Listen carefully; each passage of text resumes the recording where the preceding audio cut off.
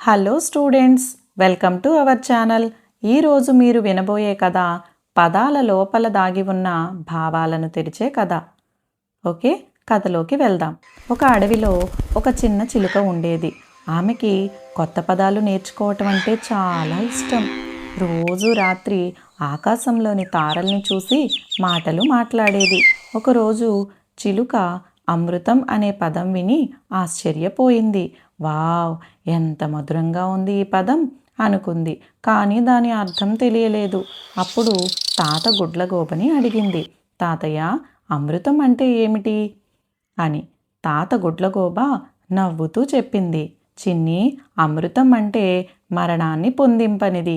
మృతం అంటే మరణం, ఆ అంటే దానికి విరుద్ధం, అంటే చనిపోనిది, ఎప్పటికీ నిలిచిపోవునది. అదే అమృతం అని తాతయ్య చెప్పాడు. చిలుక ఆశ్చర్యపోయి అడిగింది, అంటే ప్రతి పదం వెనుక ఇంత అర్థం దాగి ఉందా అని అన్నది. అప్పుడు తాతయ్య గుడ్లగోబ, అవును చిన్ని, అదే వ్యుత్పత్తి అర్థం.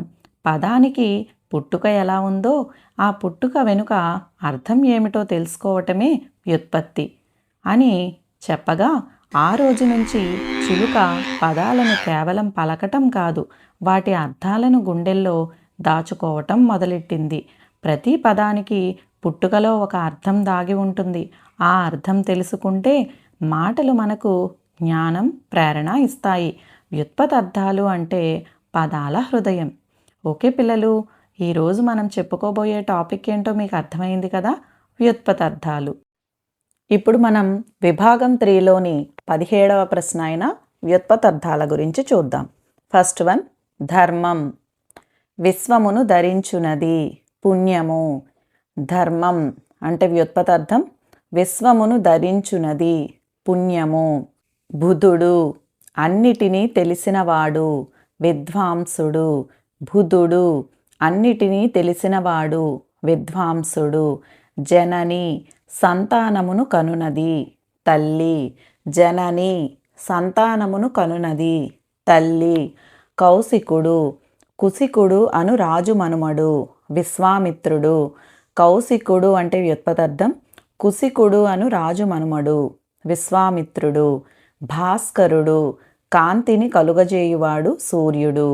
భాస్కరుడు, కాంతిని కలుగజేయువాడు, సూర్యుడు. భుజగము, కుటిలముగా పోవునది, పాము. భుజగము, కుటిలముగా పోవునది, పాము. ఈశ్వరుడు, స్వభావం చేతనే ఐశ్వర్యం కలవాడు, శివుడు. ఈశ్వరుడు, స్వభావం చేతనే ఐశ్వర్యం కలవాడు, శివుడు. హస్తి, హస్తము అంటే తొండము కలది, ఏనుగు. హస్తి, హస్తము, తొండము కలది, ఏనుగు. నీహారము, అగ్ని చేత దహింపబడేది లేదా దట్టమైనది, మంచు. నీహారము, అగ్ని చేత దహింపబడేది లేదా దట్టమైనది, మంచు. పాతకము, పతనానికి కారణమయ్యేది, పాపము. పాతకము అంటే వ్యుత్పత్తార్థం పతనానికి కారణమయ్యేది, పాపము. పానీయము, పానము చేయబడేది, నీరు.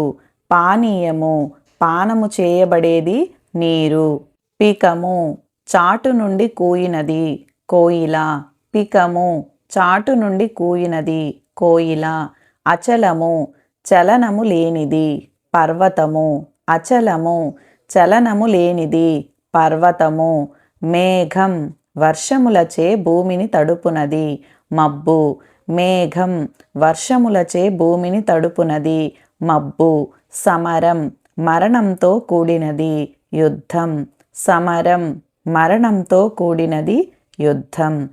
ఆకాశం, దీని యందంతటా సూర్యచంద్రులు ప్రకాశించుదురు, గగనం. ఆకాశం, దీని యందంతటా సూర్యచంద్రులు ప్రకాశించుదురు, గగనం. అమృతం, మరణాన్ని పొందింపనిది లేదా కలిగింపనిది, సుధా. అమృతం, మరణాన్ని పొందింపనిది లేదా కలిగింపనిది, సుధా. విశ్వనాథుడు, విశ్వానికి నాథుడు, శివుడు. విశ్వనాథుడు అంటే వ్యుత్పత్తార్థం విశ్వానికి నాథుడు, శివుడు.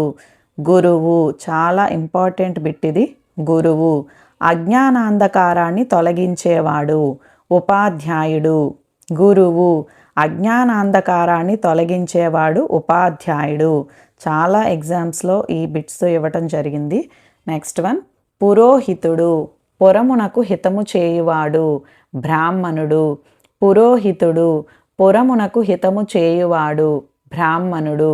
మంత్రి, బుద్ధి సహాయుడు లేదా ఆలోచనకర్త, సచివుడు. మంత్రి, బుద్ధి సహాయుడు లేదా ఆలోచనకర్త, సచివుడు. నృశంస్యము, హింసను కోరునది, క్రూరత్వము. నృశంస్యము అంటే హింసను కోరునది, క్రూరత్వము. దుర్గము, అభేద్యమైనది, కోట. దుర్గము, అభేద్యమైనది, కోట. భూరూహము, భూమి యందు మొలుచున్నది, చెట్టు. భూరూహము, భూమి యందు మొలిచినది, చెట్టు. జామదగ్ని, జమదగ్ని కుమారుడు పరశురాముడు. జామదగ్ని అంటే వ్యుత్పతార్థం, జమదగ్ని కుమారుడు పరశురాముడు. వసుధ, బంగారం గర్భమందు కలిగినది, భూమి. వసుధ, బంగారం గర్భమందు కలిగినది, భూమి. ఈ మొత్తం 26 వ్యుత్పతార్థాలు ఇవ్వటం జరిగింది 10th క్లాస్ మొత్తం సిలబస్ అంతటికీ కూడా. సో ఇవి కనుక మీరు చదువుకుంటే చక్కగా దీని నుంచి మీరు 2 మార్క్స్ని సాధించగలరు. ఓకే, అలాగే టెట్ అండ్ డిఎస్సి ఆస్పిరెంట్స్కి కూడా 10th క్లాస్ నుంచి వచ్చే వ్యుత్పతార్థాలన్నీ కూడా ఇందులో ఇవ్వటం జరిగింది. Okay, thank you. తర్వాత వీడియోలో మళ్ళీ కలుద్దాం. ఈ వీడియో కనుక మీకు నచ్చినట్లయితే లైక్ చేసి, షేర్ చేసి, సబ్స్క్రైబ్ చేయండి. Thank you.